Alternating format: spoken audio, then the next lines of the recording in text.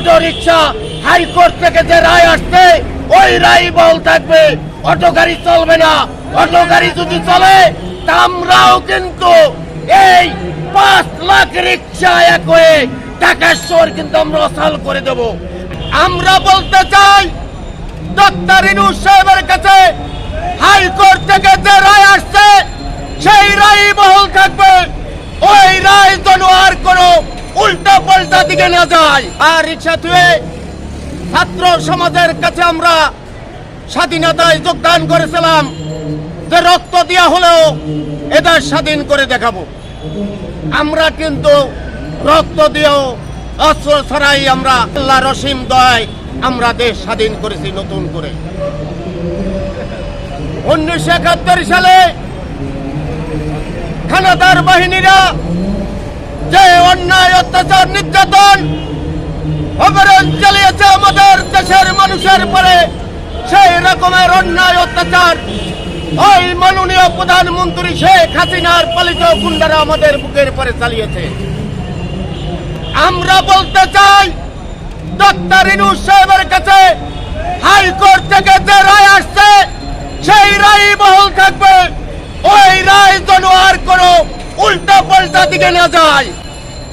একটি কথাই বলতে চাই, যারা দেশের সম্পদ নষ্ট করেছে, ওই রেলগাড়িতে আগুন দিয়েছে, রেলের লাইন উঠে ফেলেছে, তারা এই দেশের দুষ্কৃত, তারা এই দেশের সম্পদ নষ্ট করা দল।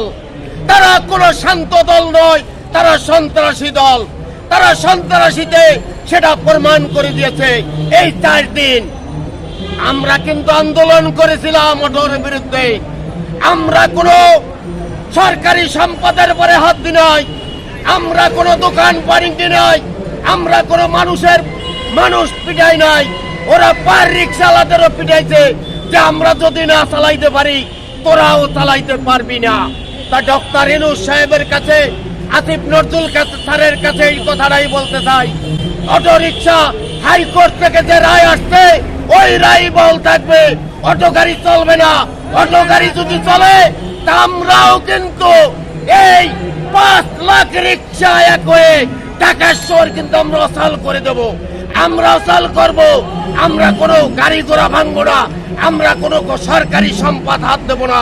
আমরা কোনো মানুষের অত্যাচার করব না। আমরা হলাম শান্ত দল। এই পার রিক্সা হইতে স্বাধীনের আমলের গাড়ি, এটা বন্ধ করতে কেউ পারে নাই। আর এদের দাবি বহাল থাকবে। এরা বড় শ্রমিক, পার রিক্সার ড্রাইভারই হয়েছে এই দেশের বড় শ্রমিক। প্রতিবন্ধী যারা আছে, গাড়ি তো প্রতিবন্ধীর জন্য।